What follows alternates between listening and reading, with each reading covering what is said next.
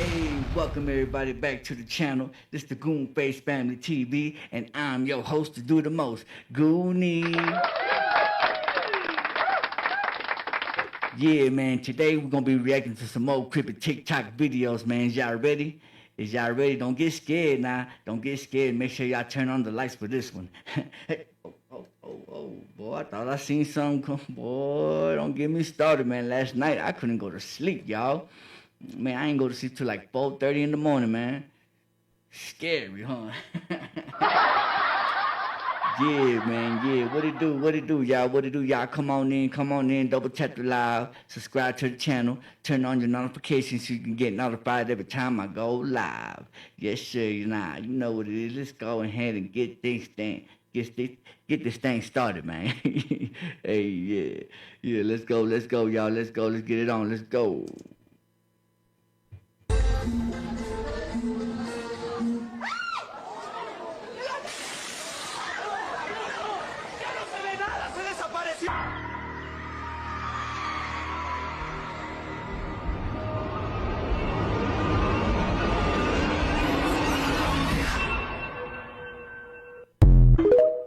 Man, this already getting good.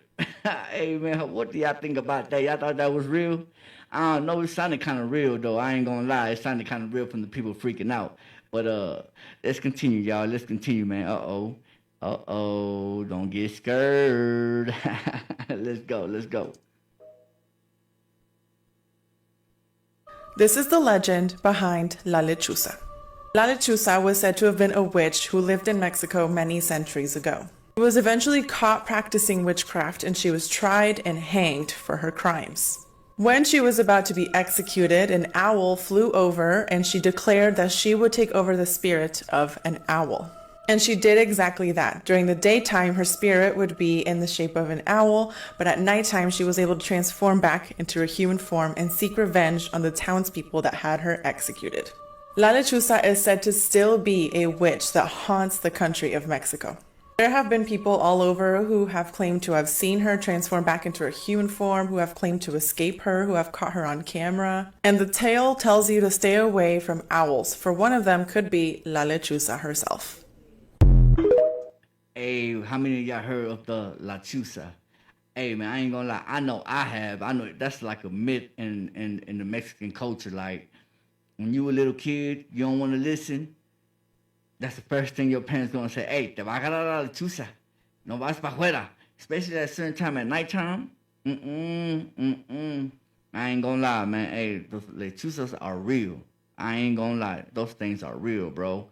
I see one for myself when I was young, when I was little, man. I used to go visit my grandparents, my great grandparents in Mexico. Boy, and I used to go over my auntie house. Oh no. And look, man, it's a long story, y'all. I'm gonna say that story for another one, but just know, la luchizas are real.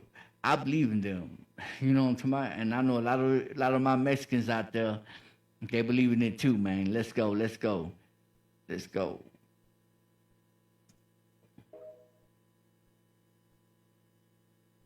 This woman is the most evil and demonic slave owner that ever lived. And if you're an African, pay attention because this is an important part of your history. This is Delphine Lalaurie, and she was born in New Orleans to a wealthy family. On her 17th birthday, she got married to a businessman called Jean-Paul Blanc. And as a marriage gift, the couple received a plantation of 26 slaves. And because her mother just recently passed, she received a plantation with an additional 52 slaves. And later on, her husband died, and this is when it all began. Delphine built herself a large mansion, and underneath she had a slave quarters, which was more or less a torture chamber. Delphine would literally torture and mutilate her slaves beyond human recognition. In fact, things got so bad that a slave jumped from a 3rd-story window whilst being chased, because they preferred death over torture, and that window was later cemented shut. There was a report of a 12-year-old slave girl called Leah, and Leah was brushing Delphine's hair one day when she pulled a little bit too hard. Delphine beat her so badly that Leah climbed up to the top of the roof and jumped to her death. Things reached its peak when a 70-year-old slave woman set a fire to the mansion.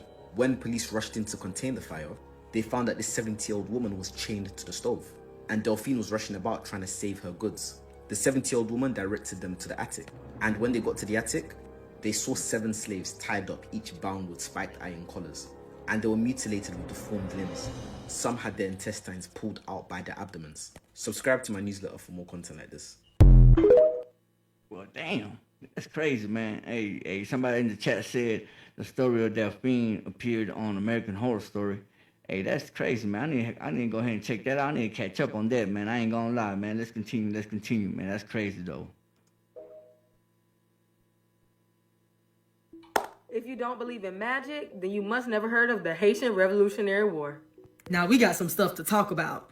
Now this war might have been the most interesting wars in history because the French thought that they was finna come over here and colonize some stuff, but they thought wrong. Y'all want to know one of the main reasons on why the Haitians won? And it wasn't because of their mass army, all with the help of good old voodoo. Now voodoo was a prominent part of the Haitian Revolutionary War, and it has been used as a weapon in other conflicts as well. But during the time, many enslaved Africans were using voodoo and practicing voodoo, and this was their main religion. So voodoo became a force that gave strength to the slaves throughout their hardships and their sufferings. And by the Haitians winning and beating the Europeans, this made it the only successful revolt of its kind. And Haiti was the first country to be founded by enslaved people because they won this war. But let's talk about how they won. So in 1791, they held this extremely important ceremony, which was the voodoo ceremony. And during this ceremony, they did rituals and they made the people make a pact that they will fight for their freedom. And it was held by 2 extremely powerful voodoo practitioners. But y'all, here is the crazy part. These Europeans and French people, their teeth were literally falling out of their mouths. Their hair was falling out. I'm talking about skin peeling off. Like this voodoo was literally taking them out one by one.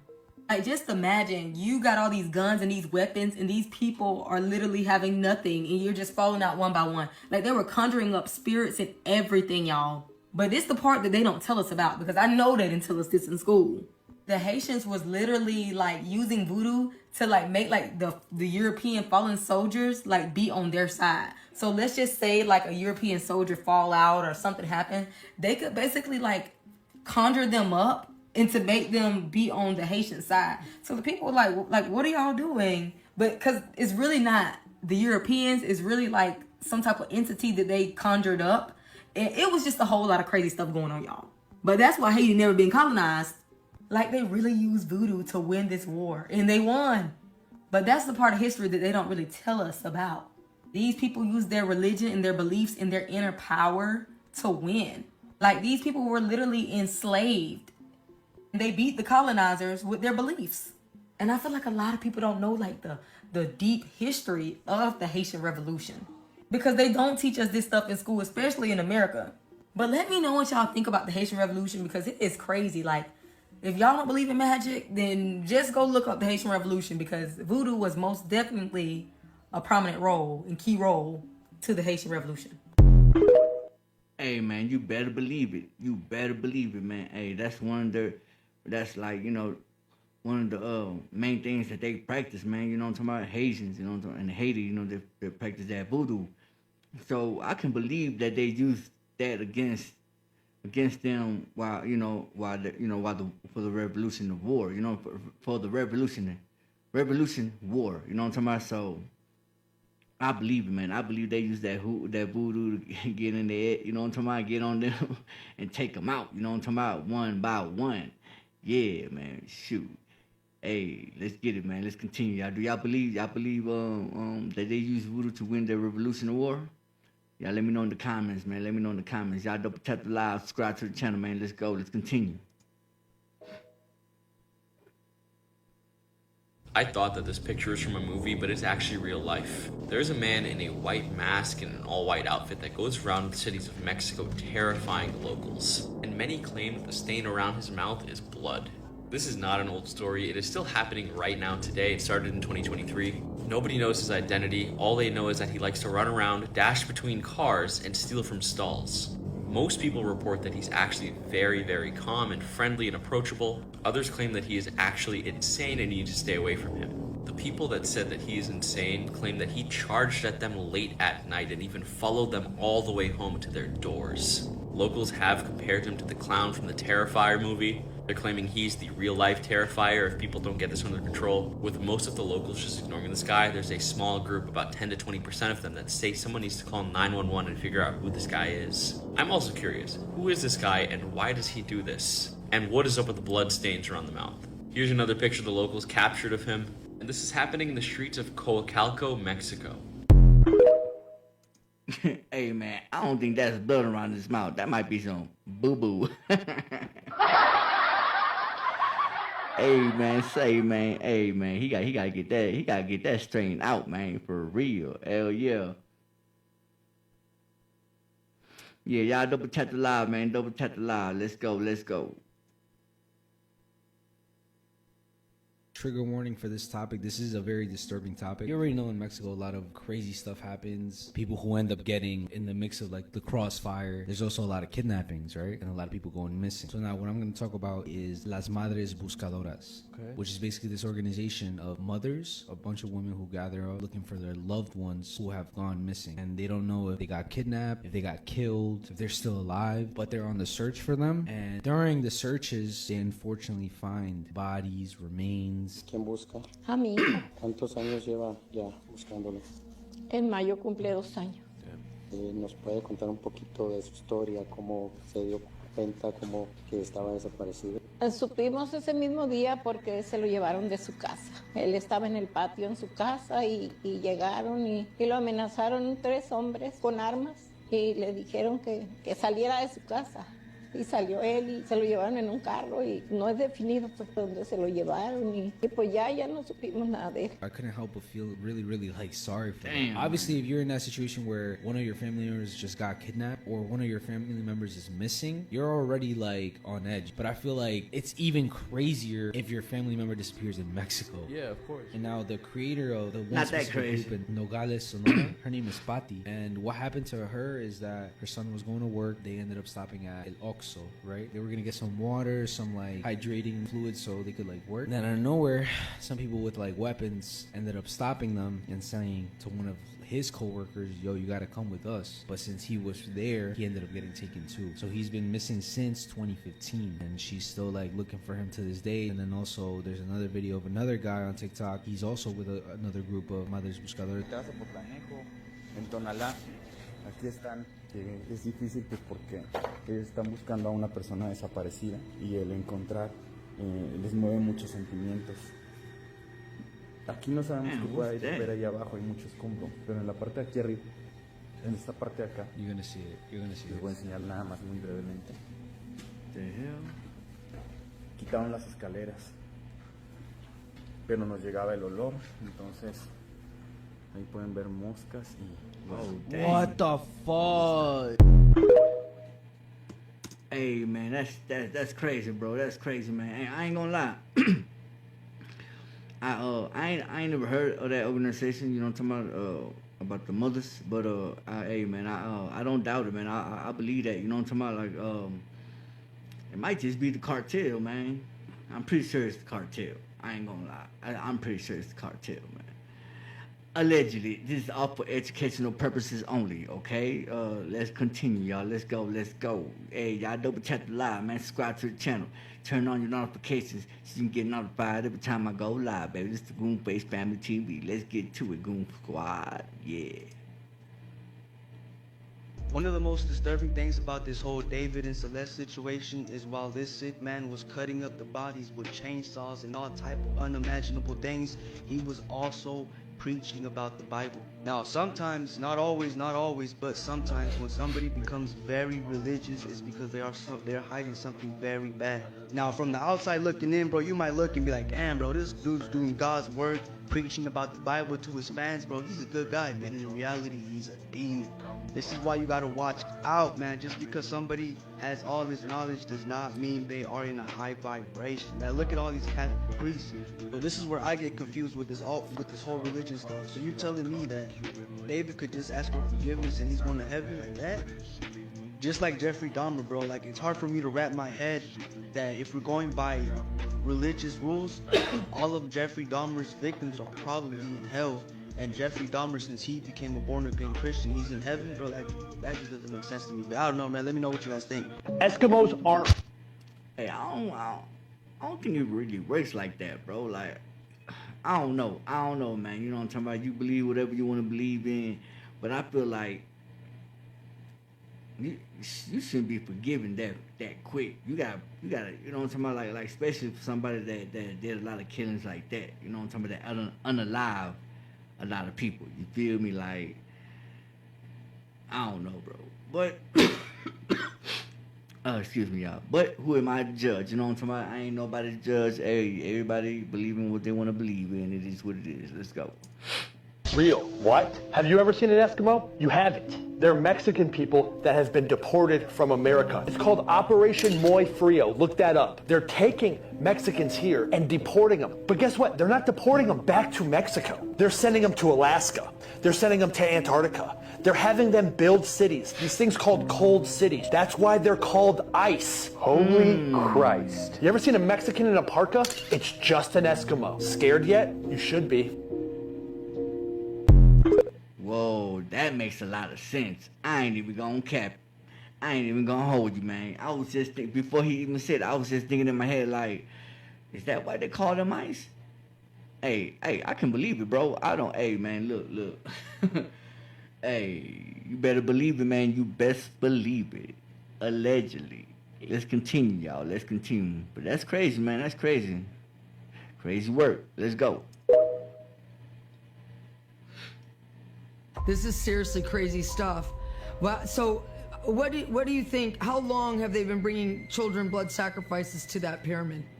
More than 1,000 years. Oh my God. More than 1,000 years. And I mean, and it's still going on today. I mean, there are still, I promise you, we have rescued children out of the most horrific of circumstances. And yes, there was pornography involved. Yes, there was all those things involved, but there's also too unbelievably horrible things that have to do with their blood and have to do with ritualistic satanic things, and all of that is also tied into the Mayan culture, and it's been going on in that region for at least a millennia. It's crazy.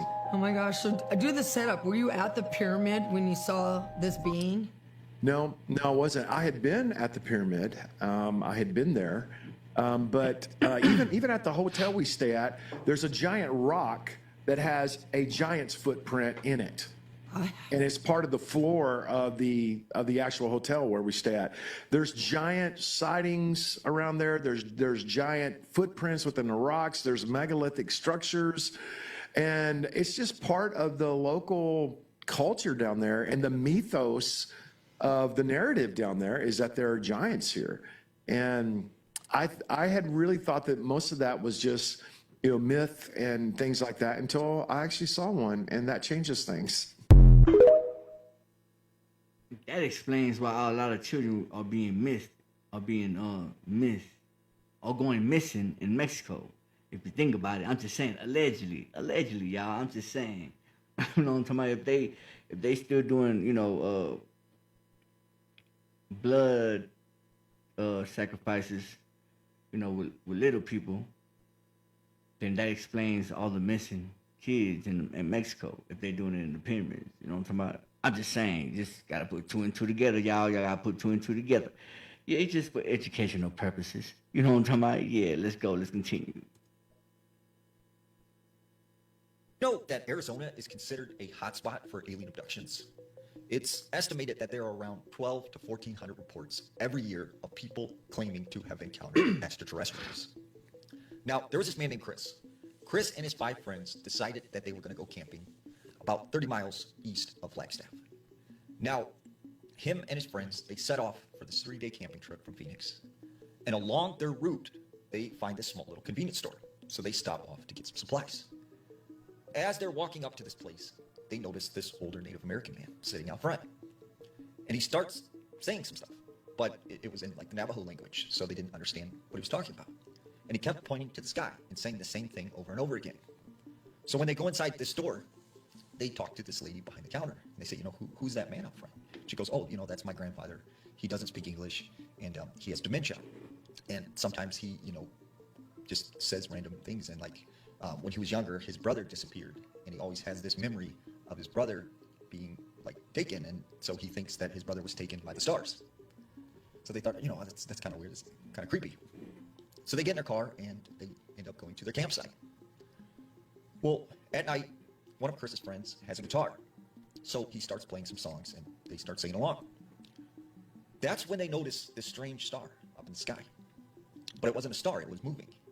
And they watched this star slowly make its way behind a mountain range and disappear. They thought, must have been like a shooting star. So Chris's friends decide they're all going to go to sleep for the night. They get in their tents. Chris decides he's going to stay out and sit near the fire for a little bit. As he's sitting by the fire, he starts to doze off. And he said that's when he awakes to this strange humming sound that was just repetitive. And as he opens his eyes, all he could see were these flashing bright lights. And the next thing he knows, he said he was in the tent and he was waking up. His friends were all asleep and he started to just kind of freak out. He started to panic. So he's like, I need to get outside the tent, like something's going on. So he starts looking for the zipper in the tent, but he can't find the zipper. And he's like, where is the door? Like, there's no door. And everywhere he looked, it was just canvas. Like, there was no zipper to get out of this tent. So he starts waking up all his friends and he's like, look, we're trapped in this tent. Like, something is sealed us in. But that's when they discovered somehow the tent had turned on its side at night. But everything was in its perfect place. It hadn't moved. So they couldn't figure out how this tent ended up on its side. And that's why they couldn't get out. The zipper was on the ground. Well, the next day, Chris starts feeling really, really sick.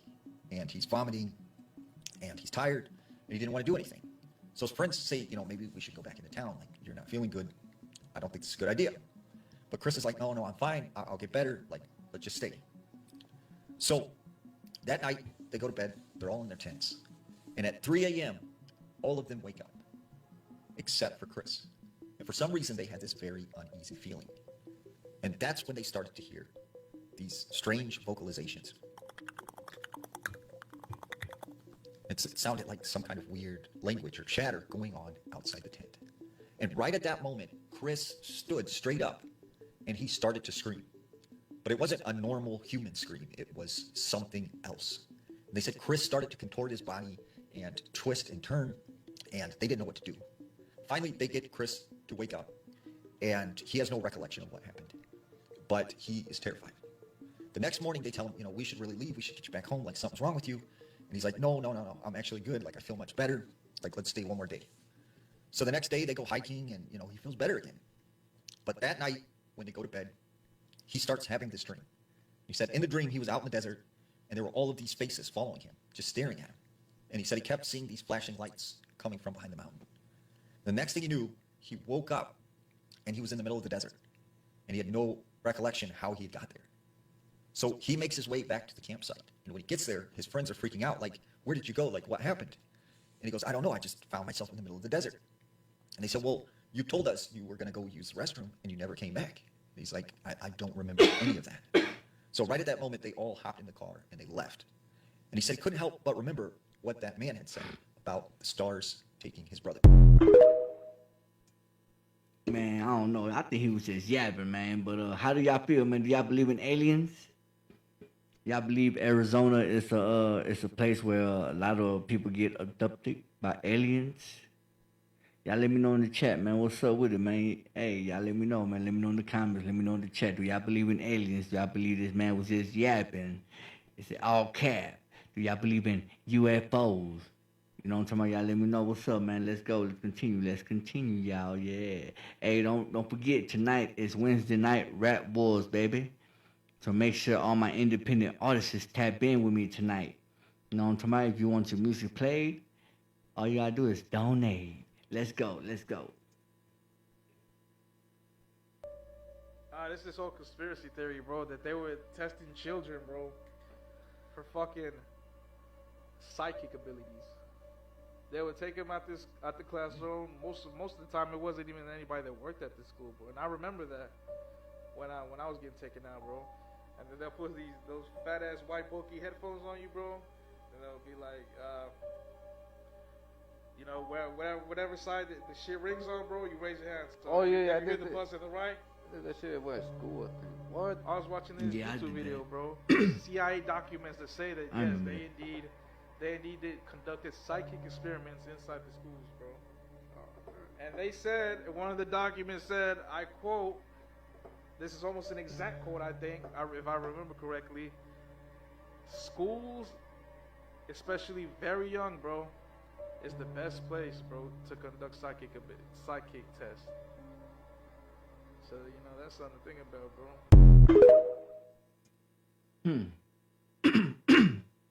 How do y'all feel about that, man?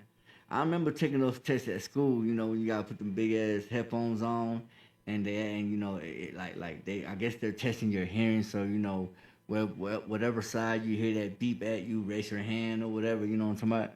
Yeah, I remember those. But hey, I wouldn't be surprised if they was doing some extra stuff. You feel me? I would not be surprised, y'all. How y'all feel in the chat, man? Y'all let me know, man. Do y'all believe that? Do y'all remember taking those tests at school? Y'all let me know, man. What's up? Let's go. The first people to have been abducted by aliens. Now let's talk about it. Now this is Betty and Barney Hill. They were an American interracial couple. And they're the first documented case of people that have been abducted by extraterrestrials. Now I did not say that they were the first people to have claimed to have been abducted, but they were the first that was documented, and they made this whole thing big. And this couple is the reason why people don't think that these extraterrestrials are friendly, and they're the reason that people think that they look the way they look, because they describe them to have big heads, flat noses, no ears, a slit for a mouth, huge heads, very short, and big eyes. So pretty much your typical alien. So the Hills was driving back home from vacation, and just south of New Hampshire, Betty claimed to have seen a bright light. And that's when she realized the light moved, and it moved like below the moon and towards the planet Jupiter. So while the husband, Barney, was driving, Betty was still looking at the sky, because at this point she thought it was a shooting star. And what woman doesn't love a shooting star? So she tells Barney to stop, and they got out their binoculars and they started looking. And that's when it grew bigger and brighter. And that's when they noticed that it was not a shooting star. It was an odd-shaped craft with multicolored lights. And at first, Barney was basically thinking it was a big airplane, because, they was just trying to make some sense out of it. And that is when Barney stated this is not a plane. So that's when they got back in the car and just continued driving slowly on this isolated road. Nobody else was driving, nobody else was around, because they was just a little nervous, so they just kept on driving. And that is when it basically covered the whole field, through the windshield. They could not see anything else. And he described it to have looked like a huge pancake. Carrying his pistol in his pocket, that's when Barney basically stepped away from the vehicle. And that's when Barney said he have seen between 8 to 11 creatures basically looking out of a window at him. And that's when Barney said they communicated with him and said to stay where you are and just keep looking. And I'm assuming they communicated with him through telepathy. And Barney said he saw humanoid figures wearing glossy uniforms and black caps. Then after that, they just randomly appeared at home. Having no memory of what just took place, having no memory of how they even got home, they just appeared at the house. So they said it was between 2 hours that was missing out of the time that they couldn't really remember what happened. All they know is days went by and they just kept having these horrible, horrible nightmares, y'all. These people was really scared for their life, and they were having horrible anxiety and just these different flashbacks. So that's when they seek some actual help. So at that point, they actually got some psychic help, and they actually went to the Air Force and all that, telling them about their story. And when they went and got their psychic help, that's when more of the story came out. And they stated how these creatures did all type of experiments on their bodies and different tests on them. And there was also something on Betty's dress that she brought back, the same dress that she wore that night, that several different labs has tested different materials and oils or stuff like that on the dress that they couldn't make out of it.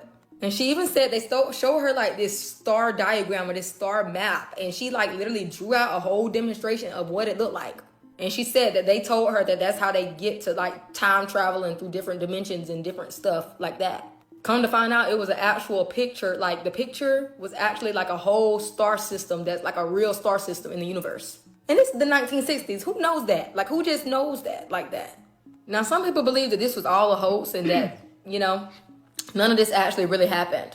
But me personally, I don't think that this older couple in the 60s would just come up with this. I don't know. And especially now that they got all this stuff out about all these aliens. And then American Horror Story also inspired Asylum about this.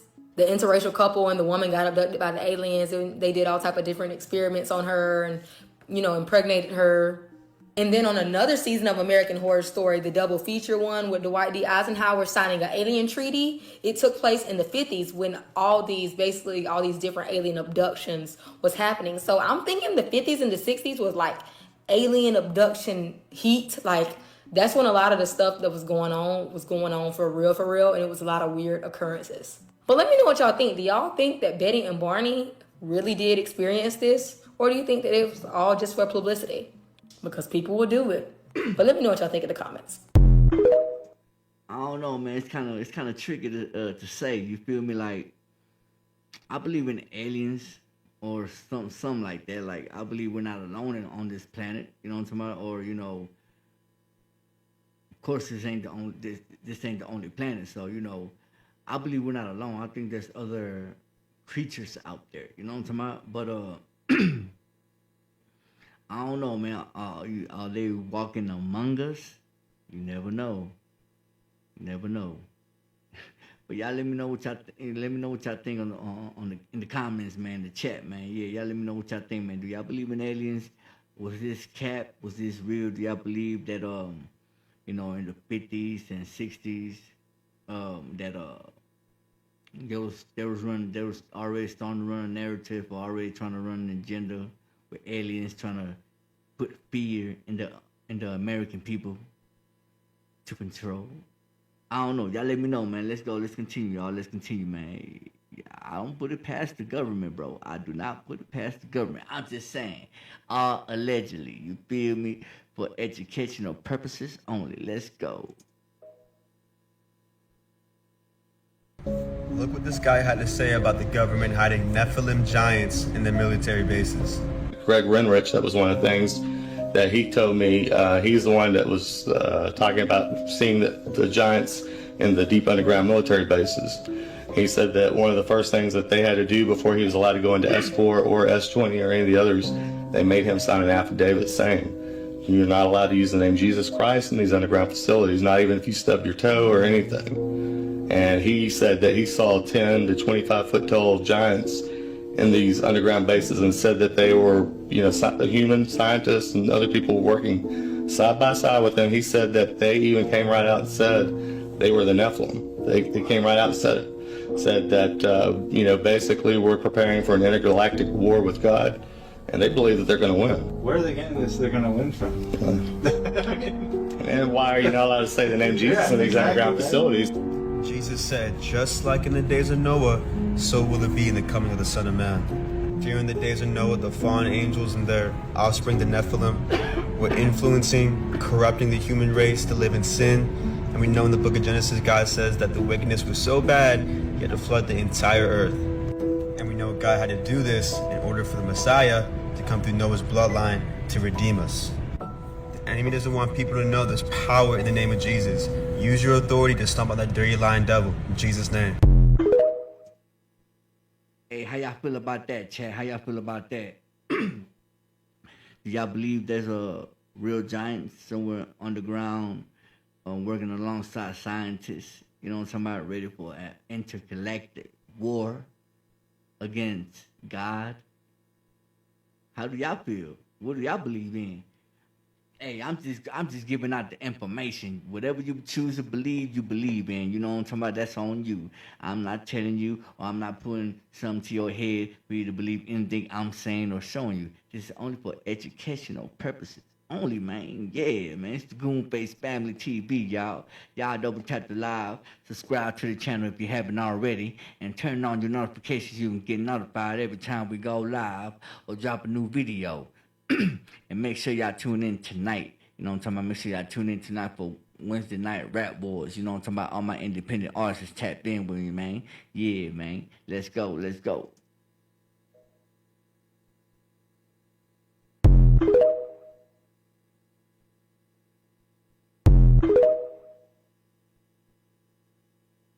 I heard this story in Spanish, I want to say like 7 years ago, and ever since then it's always been in my mind. I've always wanted to translate this for you guys because the story itself is so crazy. This is called Exorcismo en Tijuana, and I first heard this by Relatos de la Noche, so if you know Spanish, please go listen to the story from them because obviously it's like 10 times scarier. Just a fair warning, this video may be an hour long, so sit back, grab a snack, and get your blankets and put it over your feet because this shit is scary. For my non-Spanish speakers, this this story is called Exorcism in Tijuana. So there is many point of views to this story, but the one that we're going to be listening to is from the point of view of the doctor that was involved. So it actually starts off with a letter that this doctor is writing to his brother. And the reason why he wrote it is because he just really needed to tell somebody. He really needed to get it out. He felt like he couldn't believe it himself, even though he was there to witness everything. Just a heads up, there are also things that we don't know about this story because some of these people decided to keep it secret. I don't know how people got this information, probably finding the letters from the brother, but yeah, we're not supposed to even know about some of this story, so just get ready for it. Some of the names in this story are also changed just due to privacy reasons for the people involved. So the letter starts off with, Manuel, I'm writing to you because right now you're the only person that I can confide in with this information. You of all people know me. You know that even when I was little, I didn't really care much for paranormal or the scary stories that our family loved to listen to. Because of...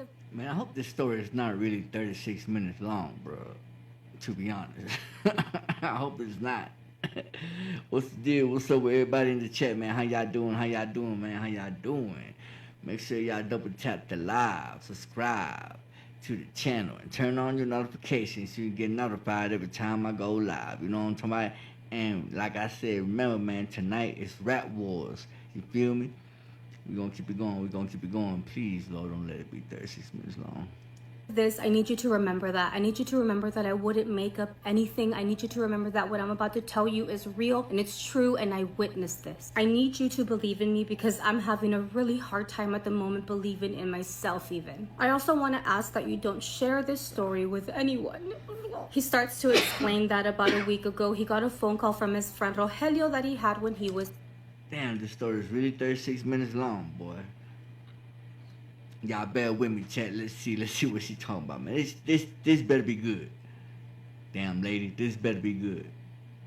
In school, and that he should remember him because he would come to the house very often. Rogelio is now a radio host in which they talk about supernatural, urban legends, and things of that sort. Rogelio actually contacted him, the doctor, and asked him for a favor and said that he needed to not tell anybody about this. Long story short, that same night that Rogelio had contacted him, he ended up going to his house. When he gets there, he sees that there is a priest, his other co-host, and even his assistant. So they all have a seat, and his friend Rogelio is starting to tell him why he invited him over. Rogelio starts explaining that for the past few days they've been receiving calls to their show by a mother named Carmen. The mom Carmen is asking for help because she believes that her daughter Carolina is possessed by the devil. Neither of the show hosts believed her, but they thought to themselves, hey, this might be a good story, maybe we'll get more listeners, so let's just let her go ahead and talk. The host honestly thought that it was just like another person who confused maybe mental health issues with somebody being possessed, so they just decided to listen to the lady. They honestly thought that was the end of it. They weren't going to hear about this lady or her daughter again, but for the next 7 days, this mom continued to call this radio show time after time. The more and more that they talked to this lady, they also got to hear the daughter's voice, and it started to become very strange because when they would talk to the daughter, her voice would change like if it was a completely different person, and then she would start to talk in different languages that they couldn't understand. As you can imagine, the radio hosts were very excited about this because this lady alone was bringing in a lot of listeners for them, so obviously they were entertaining her. They also believed that the mom was messing with them. They believed that she was getting like voice changes, but they didn't really care because they were getting the listeners that they wanted until the Friday of that week came, that is. It was Friday, it was around 11 p.m. and just like the days before, they received a phone call from the mom, Carmen. This time when they answered the phone, it wasn't the mom asking for help for her daughter. This time, it was the daughter, Carolina. In a very calm voice, Carolina tells the host that they're no longer going to be talking to her mom. Both of the radio hosts, even the assistant that was on standby, started to look at each other and they felt very guilty because they were thinking, shit, we were entertaining this, but what if Carolina did have a very severe mental health issue, and what if something happened to the mom? Like, they were thinking all of this in the moment when they heard Carolina talking on the phone. They didn't have a lot of time to think about that guilt because out of nowhere, the lights in the studio just shut off, and the last thing that they heard from their headphones were some weird staticky noises. Like, it was so loud they had to take them off. For a few minutes, they all stayed very frozen. They even claimed that the studio just felt very, very cold. When the lights finally came back after a few minutes, they looked at their controls and there were so many calls coming into their show. All of the people that were calling in were claiming that when the show went off air, all they heard on their end of the radio were really evil laughs, and in the background, just some woman screaming like crazy. The people were claiming that the evil laughing and the screams went on for about at least a minute. A lot of the people that were calling in were really scared, but other people were actually mad at the host because they're thinking that this is a prank and that they're just doing this to get more listeners, and obviously it wasn't a prank. Because of this, the radio host ends up telling their audience, hey, we did not plan this. This isn't a prank on our part, but we are asking that let's all have a moment just to pray. If you guys can just,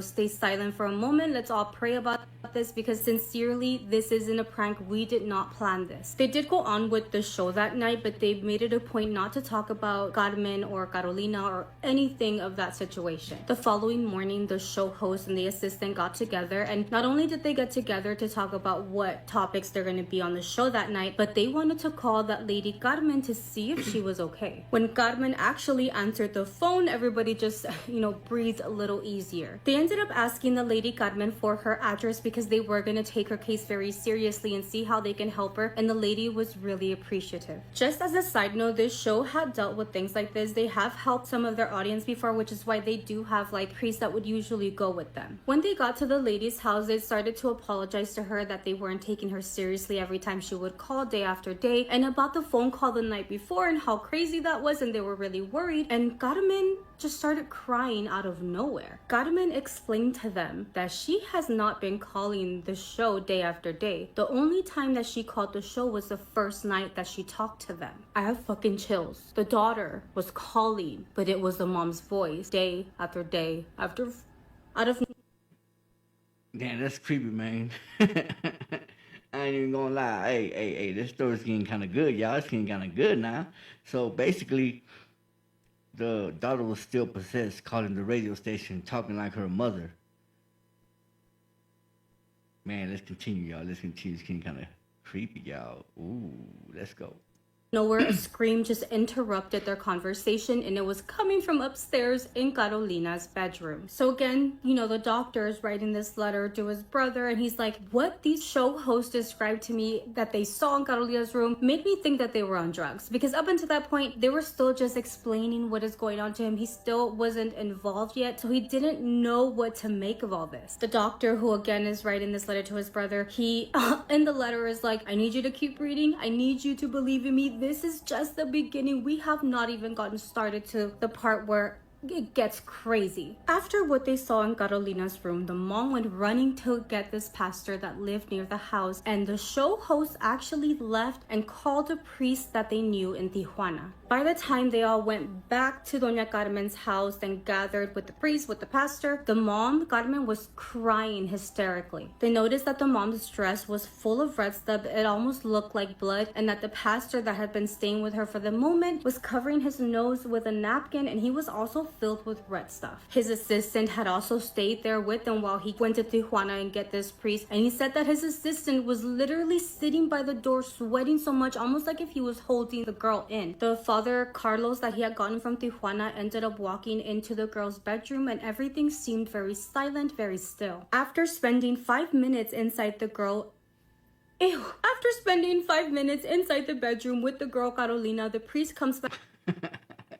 Hey, she tripping, man. Let's continue. Let's go.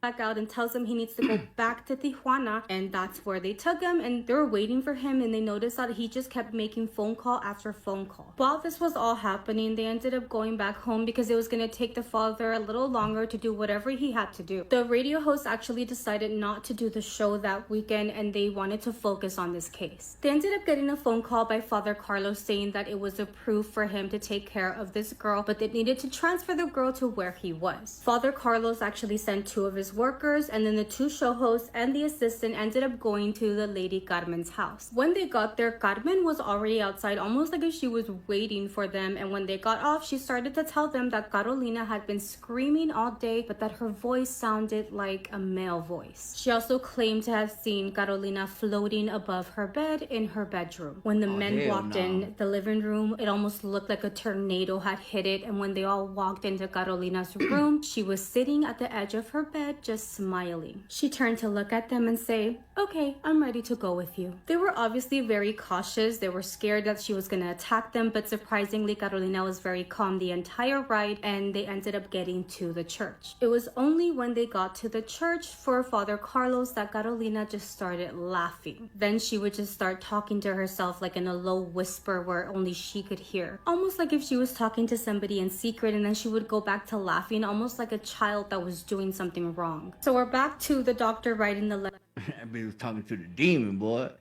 That demon was talking to her, boy, controlling that. Hey, that demon was controlling that girl body, boy. She was possessed, and she was playing them. It sounded like she was playing them. You know what I'm talking about? Like she was acting. Let's continue, y'all. Let's see what it's about. Let's see. It's getting kind of creepy, y'all. It's getting kind of good. I ain't gonna lie, man. I ain't gonna lie. Let's go.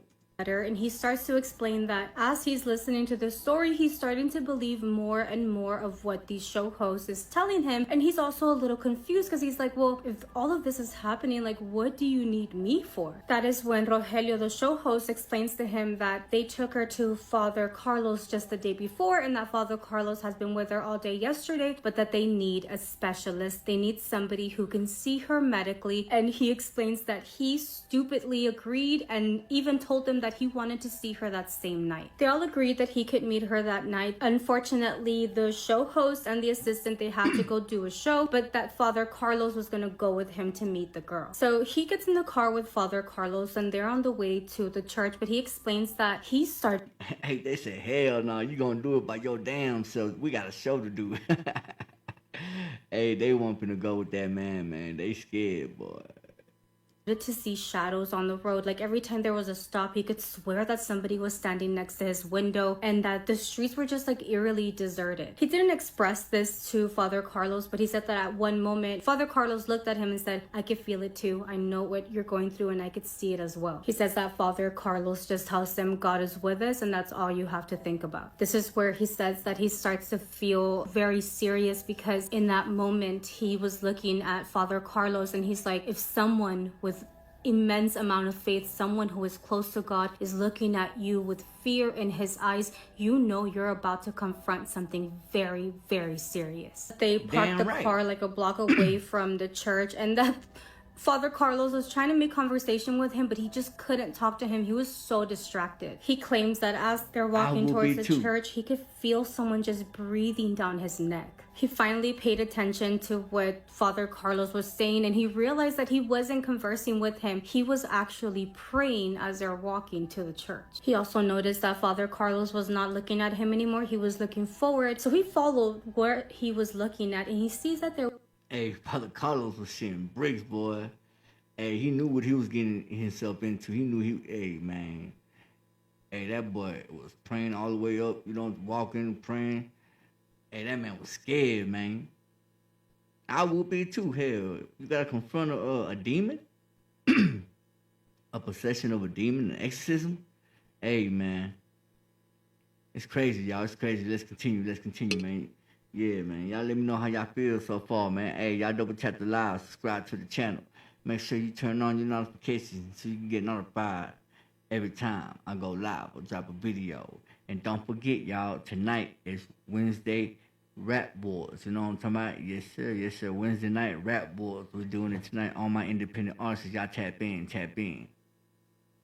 There was a lamp above, but when he looked down, there was a silhouette of a woman standing beneath the light. Then he comes back to the letter he's sending his brother, and he's like, I don't know how many times I have to ask you to please believe what I'm telling you, but please stay with me. Keep reading. I'm not making this up. I promise you that this is real on my daughter's life. In that moment where he sees the silhouette of the woman, he sees that Father Carlos is very seriously praying. He was about to ask him, like, what's wrong? And this loud scream just interrupted everything. That's when Father Carlos is still looking at this woman ahead of them, and he says, Carolina, is that you? and there was no response. That's when the woman that they were seeing actually walks across from the church, and then she gets lost in the darkness of the street. They finally make it to the door of the church, and when they knock, it took them a while to open the door, but when they did, he explains that there was just a lot of movement, like there's so many people in there. There were a lot of older ladies and what he thought were volunteers. There were also a lot of nuns inside there. Father Carlos went up to a nun, and I guess they had a conversation. He came back and said that the person in charge of Carolina is not there at the moment, that he went to go get something done, but that he could go ahead and meet her, but he tells them be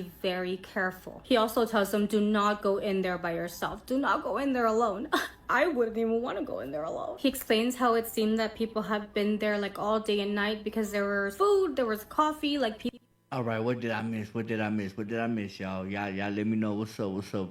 If not, fuck it, I'm gonna go back and look at it later on, but let's continue, let's go. People were there in support of what was happening, and he started walking around and asked the lady if she knew where Carolina was being held in, and she pointed to this very old wooden door. She had to unlock the door for him, and when they did it, he could tell that it was like a hallway with a whole bunch of rooms in there, and that this older lady tells him, knock on the door when you want to come back out. So he was about to be locked in there with Carolina. He knew that he had to do it. He knew that he couldn't go back out anymore, but he also told himself, like, the devil doesn't exist. Like, you know better. You know, you've heard the stories. You don't believe in that. So go ahead and help that girl. So as he starts walking down the hallway, he says that he can hear a girl singing. So he started following the voice of this girl singing, and as he got to the door where he heard it, he said that he was about to open the door, and obviously fully expecting to see this girl singing. But as he opened the door, it almost felt like this song turned into like the sound of a wind. There was no girl, like no one was singing. There was no way that any sort of wind would be going through this space because there was only like the tiniest windows in these rooms because they were used to hold people in and not have them escape. As he entered the bedroom, it was completely dark in there, and he was waiting for his eyes to adjust, and when they adjusted is when he finally saw her. He saw her standing in one of the corners of the room facing the wall, almost like if she was a mannequin. Then he hears a sound coming from the opposite end of the room, and he realizes that she is not alone in that bedroom. He turns to look at that other end of the room, and he sees another silhouette which shouldn't be there because the girl is in there by herself. Everything in him wants him to turn around, go running down the hallway, and knock on the door to get out of there. He knew that he was already in there. He knew that he just needed to follow through. So what he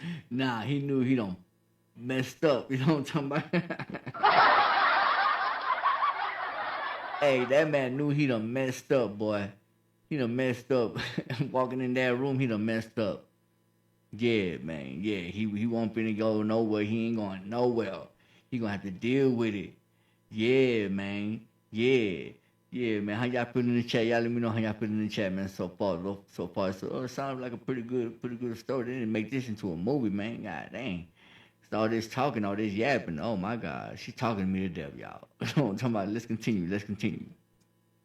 did is just walk right into that room and was started to walk towards Carolina. He wanted to meet her. He wanted to see what was actually wrong with her. He wanted to disprove the fact that she was possessed by the devil. When he finally gets to Carolina, he realizes that she's no longer facing the wall. She is facing him with a big smile on her face and her hand extended out like greeting him. He explains that something was not okay with her eyes because they were all completely in white, or at least that's what he sees in the darkness. Carolina wouldn't stop smiling and trying to reach for his hand, but then he starts to notice that she is giving him a sign, like trying to give him a sign with her hand to look behind you. Oh my God, I'm just gonna chill. Smiling from ear to ear and still having these white eyes, she is pointing behind him, but behind him is the hallway, so she wants him to look towards the hallway. When he looks down the hallway, in front of that locked door that he has to knock to get out, he ends up seeing the silhouette, the same silhouette that he had seen in the bedroom with her when he first walked in there. That silhouette now started walking towards the doctor, slowly, little by little, and at the moment, he is literally paralyzed in fear. He was trying to rationalize this, but he couldn't. In that moment, the door that was locked opened up, and it was Father Carlos with two other guys. That silhouette that was walking closer and closer to him walked into one of those those bedrooms that was in the hallway. Father Carlos saw that the doctor was really pale, he was frozen, and immediately starts apologizing to him, telling him that she should have gone in there with him. Father Carlos tells him that he didn't want to tell him anything before he met her because a lot of people have been claiming that there was other silhouettes or like shadows in there with her, so he didn't want to scare him, but he also wanted him to experience her by himself. Two things were very clear to the doctor.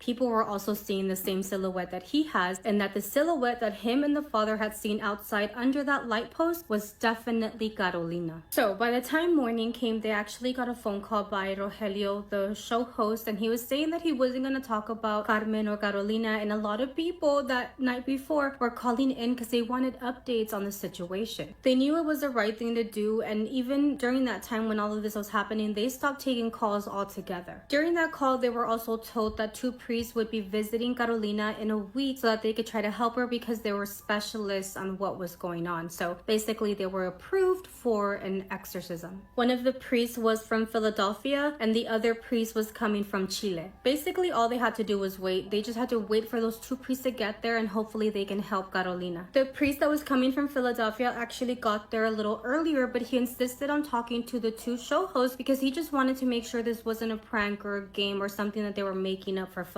The show host also asked the doctor, the one writing the letter, to meet with them as well. So they all ended up going to like this house that they had set up for the priest that was coming from Philadelphia, and they were all gonna have this meeting. He explains that the meeting didn't go the way he thought it was gonna go. The priest actually seemed very open to everything that they had to say. They explained to him from beginning to end everything that had been happening, and he was open to what they were saying. After about an hour of talking about this nonstop, the radio host Rogelio actually paused and asked the priest if he actually believed what they were saying because they did need him to take it seriously. The priest was actually very honest with him. He said that when he first heard about this, he just thought it was going to be this like prank show about these radio hosts and he was basically wasting his time. But that the first thing he did when he got to Tijuana was meet Carolina, and it wasn't even 5 minutes into meeting her where he realized that this was very serious and very real. Okay, I think I fucked up because this wasn't like the Exorcist people. Basically, this priest from Philadelphia said that he saw the severity of the situation and had already made a call to the Vatican. And that's when everybody looked at him like,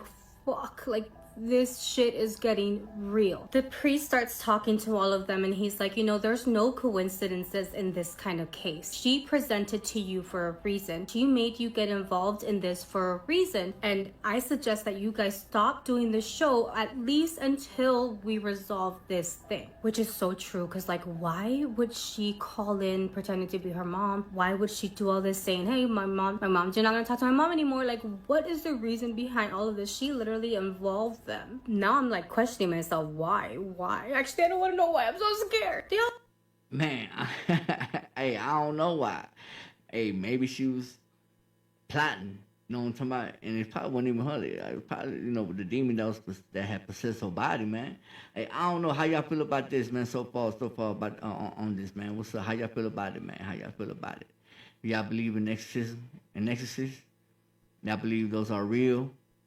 You know what I'm talking about? Do y'all believe that like whoever performs the exorcism, if they fail, they should be locked up or, you know, take accountability? Or you know, or is it all, you know, I don't know, man. I can't say it's not real, bro, because how the hell are they able to do all the things that they do, you know, change their voices, you know, look different, their eyes, you know, I'm talking about roll back, all white, you know, climbing on the walls, you know, like, how do you explain that?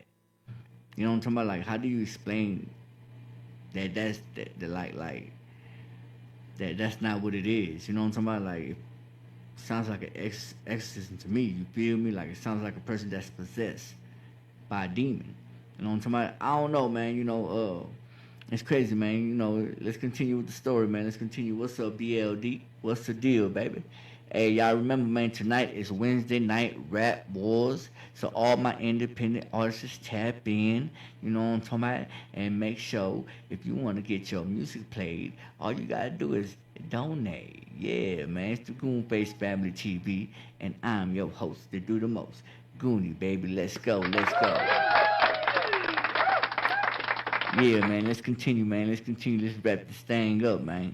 looked at each other very seriously, but they knew that they couldn't stop doing the show. Like, they all had shows in the morning as well, but the show at night, this has become the biggest projects of their career, so they couldn't just stop doing it for like this long period of time. Asking them to stop the show is basically like asking them to stop having a job. Like, they couldn't do it. They also hadn't been on air for like a very long time where they could at least replay old episodes, so they couldn't even do that. The priest understood, but he asked if they could maybe stay close to the church while everything was happening, just in case anything else happened. He also warned them that if needed, they were gonna have to be in the room with Carolina while this process was happening.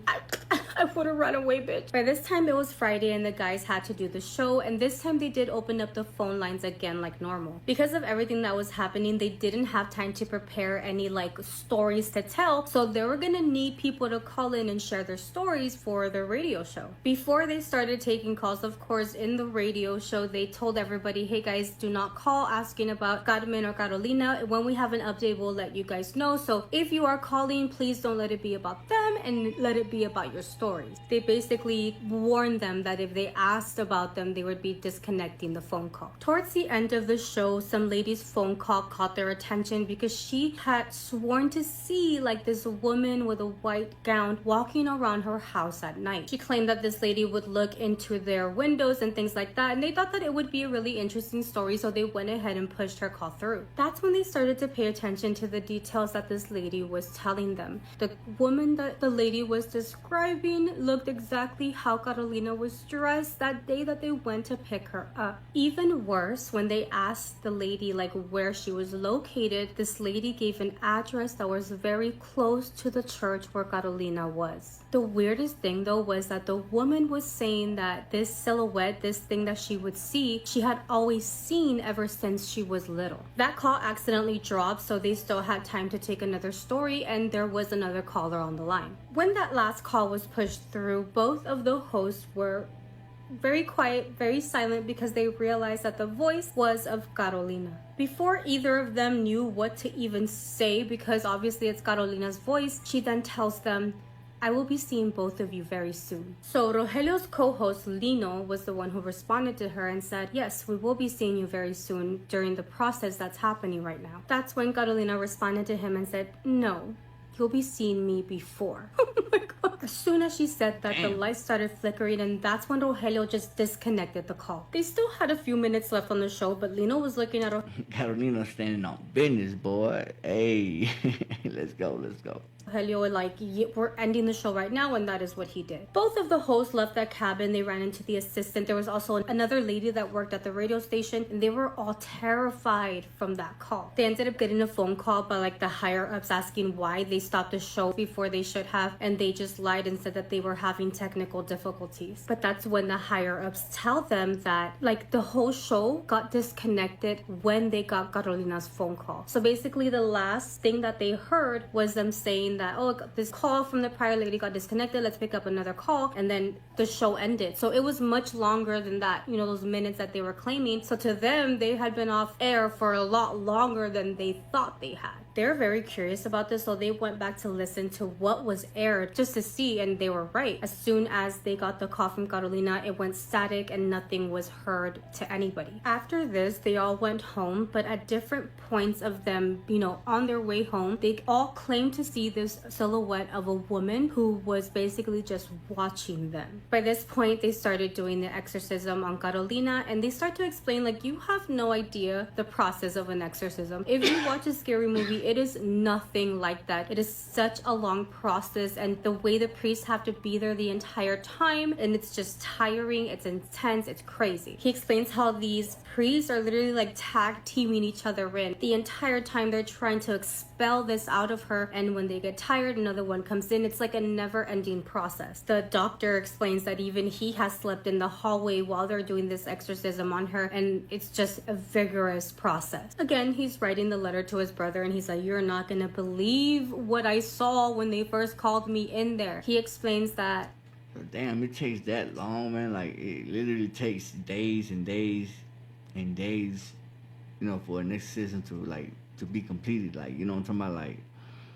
Like, like she says, it's not like in the movies, you know, somebody just happened right then and there and she gets casted out or the demon gets casted out or something, you know what I'm talking about? No, this thing is days and days on out, you know what I'm talking about? The priest had to sleep in the hallway and take turns, like, you know what I'm talking about? Like they were, you know, like that's their job. Like, you know, one had the day shift, the other had the night shift. Hey, man, it's crazy, man. It's crazy. Let's go. Let's continue, man. He walked in there and he sees Carolina levitating in midair. He explains how she was just there levitating above the bed, and it's like he couldn't believe what he was seeing. So see, that's what I'm saying. Like, how do you how do you explain that, bro? You know what I'm talking about? Like, how do you explain that? I mean, I know people is gonna doubt, you know, people, especially if they weren't there to see it. You know what I'm talking about? They weren't there to see it. But how do you explain that? You know what I'm talking about? Let's continue, man. he knows that his brother's gonna have a hard time believing that, but he swears this is what happened. He also remembers one time where this really young nun came crying and screaming out of Carolina's room. The doctor was saying that he was there for most of it because Carolina was really weak at that point. She hadn't eaten anything, she hadn't drank anything, so he had to be there for a majority of the moments. He also couldn't even understand how such a fragile body could put up with these things that she was going through. He also mentions that he is worried about the sounds that are happening in his home currently as he's writing the letter to his brother. Mind you, everything had already happened. So as he's writing this, describing everything that's happening, he's starting to hear sounds inside of his house. Out of nowhere, the doctor, Rogelio, Lino, the show host, they all started getting really sick. It almost seemed like they had some kind of flu. They were so sick that they couldn't even get out of bed without feeling dizzy or nauseous. They started to see that even the priests were starting to look weak. Even the mom, Carmen, was looking very sick. By this point, it had been a month. It had been a whole month from the beginning all the way to where they were now. And Rogelio actually got a call from the higher up saying that his show was actually going to be off the air. They were never able to recover from this. They basically lost their jobs, but they were also very scared to even talk about this again. Even before the show was basically cut, they stopped taking calls in. They started talking about more of duendes or mystical creatures, but nothing of possession or things that were happening to people. A few days after everything basically ended, they decided to go back to the church because they wanted to support Carmen, the mom, which, by the way, she had been by Carolina's side the entire time. She refused to give up on her daughter. By this point, it was Rogelio, Lino, the co-host, the assistant, Father Carlos, the doctor, and they had already gotten another doctor from the US to come and assist the doctor that's writing the letter. They all decided to meet for coffee down the street from the church. They all got there and it was already late at night. And you could tell that everybody's energy was down. A lot of them were scared. And that's when Father Carlos started talking about how people were starting to talk about what was happening inside of the church. Rogelio asked the priest if that has attracted a lot of weirdos to go to the church. And the father was basically no, quite the opposite. People have started to get scared to go to church. People stopped going to the misas, and even some people were claiming to hear screams coming from inside the church. Some people were claiming to see shadows inside of the church. So people were definitely getting scared of going. People started claiming to see the statues inside of the church move, and that some of them were even getting dirtier than they've ever were, and they just can't explain why. In all honesty, he said that they couldn't see a light at the end of this tunnel for Carolina, so a lot of them started giving up and stopped showing up. By this point, they had all gone back to the church, and he said that there were actually more people than normal. There was a lot of volunteers, nuns, and the doctor had already made his own room in that hallway where the doors locked and where Carolina was. He basically took over one of the rooms because he was there so much. And he says that there was no progress. They had been doing this exorcism for time and time again, and Carolina was not showing any progress. So there was one day where the doctor was laying in that room in the bed where he had made into his own. Damn, man, so what do you do? What happens afterwards, bro? If there's no progress with the exorcism, what do you do? What happens to the girl? I think eventually she gets unalived, I guess. I don't know, you know what I'm talking about? I ain't never done an exorcism, of course, but what happens, bro? What do you do next? When you did everything for a whole month, day in, day out, and nothing is working. What do you do next? And then what happens to the person that's possessed? I mean, like I said, eventually they might get unalived. I don't know. You know what I'm talking about? Depending on how much they can take, man. You know what I'm talking about? But yeah, man, like if you don't try it, if the preachers don't try everything in the book to cast this demon out of this girl, what do you do next? What happens next? You know what I mean? Like, it's scary, man. Like, real talk. Like, I don't know, man. Let's continue, y'all. Let's continue. We almost done with it. We almost done. Let's go. Room, and he was just laying there waiting for somebody to call him, where he accidentally fell asleep and he got jolted awake by the sound of someone screaming. He also heard where somebody ran by his door, which he had the door open, so he clearly heard when somebody ran by. He got up immediately. He looks towards the hallway. He still sees that door is locked, but he doesn't see anybody else in the rooms. He walks to the end of the hall to where Carolina's room is to see what was going on, what was happening, and he realizes that her door is open, and that door was also kept locked because of what was happening. So he runs to the door to close it, and when he looks in through the window of the door, he sees that there's actually nobody in there. He opens the door again because he wants to make sure nobody's in there, and no one is there. He said that the only thing that he smells is like something rancid, like something wet in that room, but there's nobody in there. Carolina is not in there. He slowly walks out of Carolina's room, looks back to the hallway, and that front door is still locked, which means that Carolina couldn't have gotten out, and that means that she has to be in one of the other bedrooms. He immediately runs to that door that's locked and starts banging on it for them to open the door because he wants to tell them that Carolina got out. He says that he heard an older woman's voice. It could have been like a nun or a volunteer, and that woman was asking him, "Where is Carolina?" The doctor says, "I don't know where she's at. Please let me out of here." The older woman tells him that she's not going to open the door until she's reassured that Carolina is at least in one of the bedrooms locked in. The doctor turns around, looks at the hallway with all of those 8 doors, and realizes that he's gonna have to reassure himself that Carolina is in one of those doors, and he was gonna have to keep her in one of those rooms all by himself. He realizes that all of the doors from those rooms were the same as his door, the one where he was staying, in which none of them had any locks. The only one that had a lock was Carolina's room. He realized that not only was he gonna have to figure out where Carolina was, but there was no way of him locking her in a random room. He was gonna have to get her, put her back into her room, and then lock it. Before he even started looking, he told that old lady through the door if she can please go get Father Carlos or anybody else to come and help him. But the lady told him no, that she couldn't abandon the door. The doctor had no choice. He had to look room by room, so that is what he did. When he opened up the first few doors, he turned the lights on, and there was nobody in there. He was also having to look under the bed for her. That scary movie moment. No fucking thank you. What the hell? He went through the 4th door, the 5th door, the 6th door, until he only had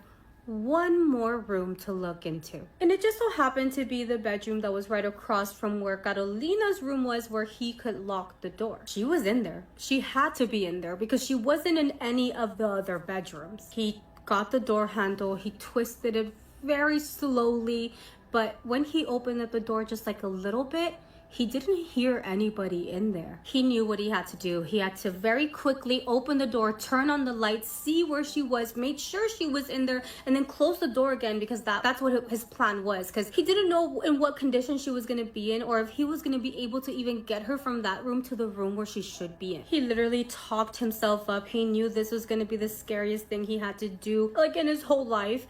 And he opens the door, and there is nobody in there. It was all in perfect order, and it seemed like it was more of like an office than an actual bedroom, and nobody was in there. In that moment, as his back was facing Carolina's real room where she was locked in, is where he hears a strange sound of someone just breathing really loud. He walks towards Carolina's room, but he looks down the hallway and sees that that main door that has remained locked is now open. He obviously went running out of there, and when he left that door, door. He said that everything seemed very quiet, like there was nobody there. He felt like he was in a nightmare. He was literally running through hallways that were deserted. Nobody was around him. He started running towards the altar because he's starting to realize that he's hearing sounds coming from there of people screaming. He got there and realized that the door to the church was actually opened. He ran outside of the church and says that he walked into a scene that he will never forget. There was an old lady that was being attended to by these police officers in an ambulance. There was also other police cars just surrounding the church. None of them actually had like the sirens on. They were just like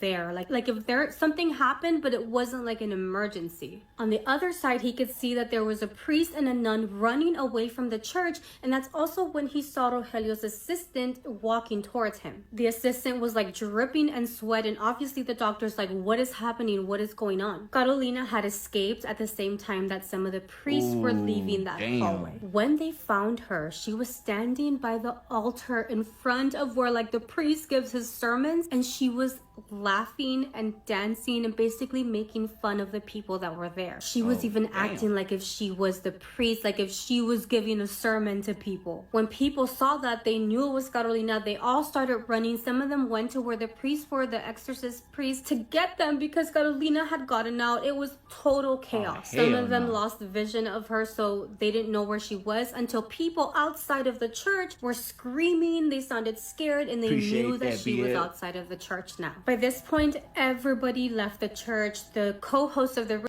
Oh, hell no. That bitch done escaped, man. Hell no. radio show, the assistant, the priest, everybody had left because they were going to go look for her. The police officers that had gotten there were... Hey, appreciate that corn, BL. Also called there to go look for Carolina as well.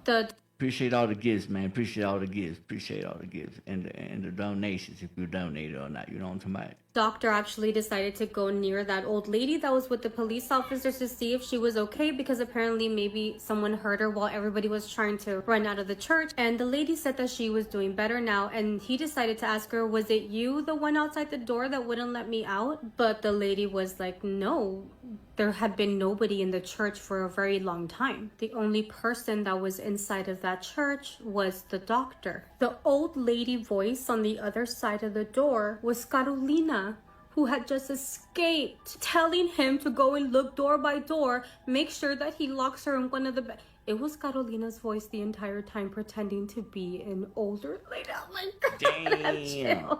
The last thing they told the doctor was that Carolina ended up running through the streets, and she was just laughing, almost like if she was triumphant, like she managed to get away. And no one else saw her after that. He explains that for a very long time, he was very worried for Carolina because of the condition that she was in. He didn't think that she was going to make it. Without any medical attention, she could possibly die. He feels very guilty because he felt like he failed them. He failed the girl that he could have saved. He felt the mom that even after everything happened, she would go and walk around the streets of that church asking if anybody has seen her daughter. She would walk around with a picture of her daughter, and at that point, people would just ignore her. Not only was the doctor feeling tormented because he couldn't help her, but he was very much aware that now Carolina was just free. Whatever was inside of Carolina was just free to do whatever it wanted. This is where the letter basically ends, and we learn that the doctor, he actually passed away. After everything that happened, he kind of drove himself into drinking. He ended up getting a divorce from his wife, and he didn't see his daughters because they moved away from him. The co-host, his friend Rogelio, the last thing that they knew about him was that he moved away from the city and that he was still doing radio shows, but now they were religious ones. Father Carlos also ended up moving away from there, and the other co-host still remained in that town doing different projects, and sometimes he would go around helping Carmen, the mom. The mom also ended up passing away, and she never found her daughter. However, the story, it hasn't ended completely. Street vendors and sellers that work around that church in Tijuana claim to see a lady in white at very late hours of the night. Mind you, these people probably don't even know the story behind Carolina, but they still claim to see her around that area. I swear this story traumatized me when I first heard it. And if you listen to it in Spanish, you know that it's even more fucked up. I started translating this story at 1 p.m. It is 5 p.m. I have been in my office for that long just to make this video. So please, if you like it, leave a comment, share it. If you don't like it, let me know so I can block you. I'm just kidding. But if you like these longer stories, maybe not this long, because goddamn, let me know, and maybe I'll make time to make these longer videos as well. But yeah, what do you guys think? Yeah, Carolina, dude, the part that fucking always gives me goosebumps. I think it's because I imagine these stories in my head. It's always the part where Carolina was the one talking to him through the door with the old lady voice, and it wasn't an old lady, it was her the entire time. Fuck. Anyway, let me know what you guys think. Well, damn. Hey, man, that was a crazy ass story, man. But yeah, we gonna end it right there, y'all. Y'all let me know how y'all feel in the comments. Go ahead, double tap the live, subscribe, turn on your notifications so you can get notified every time I go live.